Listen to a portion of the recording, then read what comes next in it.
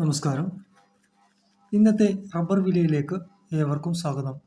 Channel കാണുന്നവർ like ചെയ്ത് വയ്ക്കുക, അതുപോലെ തന്നെ സബ്സ്ക്രൈബ് ചെയ്ത് വയ്ക്കുക.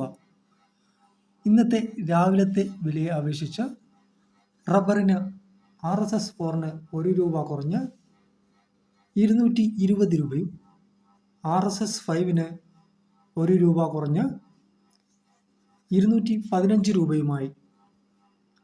ISNR 20-ൻ്റെ വില 196 രൂപയും, ലാറ്റക്സ് 60% 149 രൂപയുമാണ്.